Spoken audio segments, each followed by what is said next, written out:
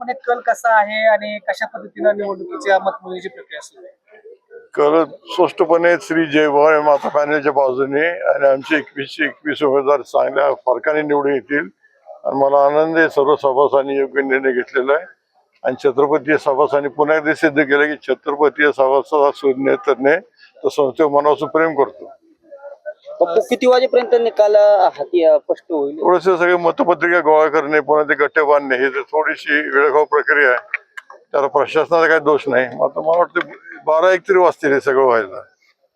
साधारणपणे किती मतांनी तुम्हाला विजय अपेक्षित आहे असं वाटतं? 5 ते 5.5 हजार मतांनी हा पॅनल निश्चितपणे निवडून याची मला खात्री वाटते. या निवडणुकीत कुठले मुद्दे प्रभावी ठरले की जे मतदारांसाठी कारण स्वतःहून मतदार बाहेर पडलेत 75% म्हणजे विक्रमी मतदान झालंय, त्याला कुठले मुद्दे कारणीभूत ठरले असं तुम्हाला वाटतं? मतदान खूपच चांगलं झालंय. कारखान्याची आणि एकंदरीत सर्व अडचण पाहून सभासदांनी विश्वास ठेवलाय. आदरणीय दादा आहेत, आदरणीय मामा आहेत आणि सर्व कामकाज नीट चांगलं करण्यासाठी हा कारखाना परत ओरिजिनल अवस्थेत आणण्यासाठी सभासदांनी स्वतः पुढाकार घेतला आणि मला खात्री आहे त्यांची सभासदांची भूमिकाच आम्हाला प्रेरणा देईल आणि हे काम आम्ही एकजणच करू शकणार नाही तर सर्व सभासदांच्या याला साथ लागेल आणि तो आशीर्वाद आम्हाला निश्चित मिळेल.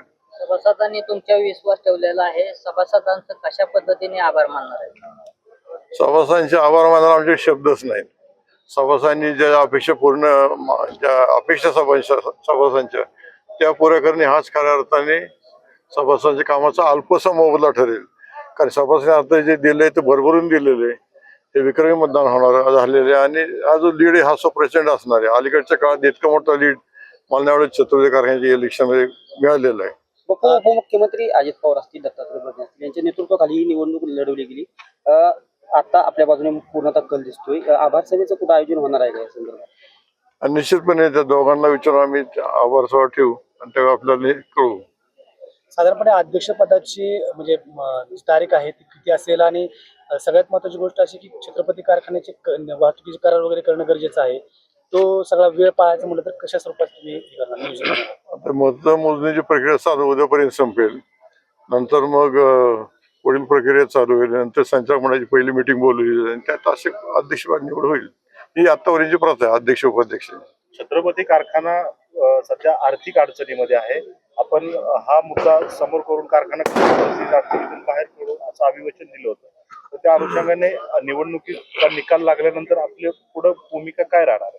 निश्चितपणे आम्ही सर्व आढावा घेऊ. एकंदरीत बचत करायला लागेल. प्रथम आमचं प्राधान्य राहील येत्या सीझन तोडणी मात्र करार करणे, मशिनरी ओव्हरऑलिंग करणे, जे जे देणे ते पाहणे आणि जे जादा दराचं कर्ज आहे अन्य कारणावर घ्यायला लागलेले ते कमी दराचं घेऊन आहे ते कर्ज कसं टेकओव्हर करता येईल.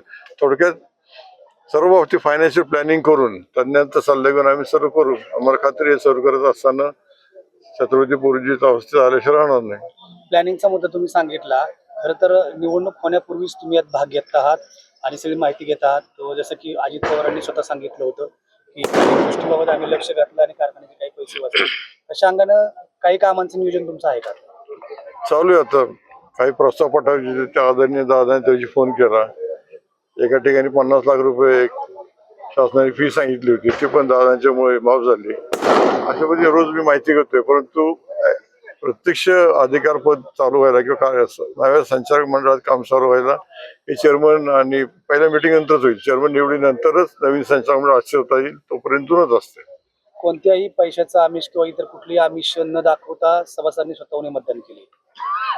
त्याचबरोबर जसं की क्रॉसिंग खूप मोठ्या प्रमाणात होईल असं चर्चा होती, पण तसं कुठेही सभासदांनी केलं नाही. तुम्ही काय सांगाल? तसं फारसं कुठं काय झालं नाही. कुठं आमिषवर कोण दाखवलं गेलं नाही, दाखवायची गरज पडली नाही. मी मगाशी सांगितलं छत्रपती सभासद हा महाराष्ट्रातला एक आगळा सभासद आहे.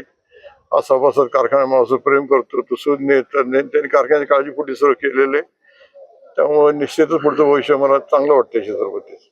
आता जे 3 निकाल आले बापू त्याच्यामध्ये बाद मतदानाची संख्या पाहिली तर जरा विचार करायला लावते. तर हे कशामुळे झालं असावं? म्हणजे एका वेळी ती मतपत्रिका दिली गेली सगळ्या गटाची. त्यात थोडंसं काय मंडळींचं जमलिंग झालं त्यामुळे ती बाद दिसतंय. असं काही ते म्हणजे जाणीवपूर्वक केलं असं काय नाही. चुकून ते घडले. काहींच्या मतपत्रिका कोऱ्या पडल्या, काहींना लक्षात आणले. हे होतं दरवेळी थोडंफार होतं.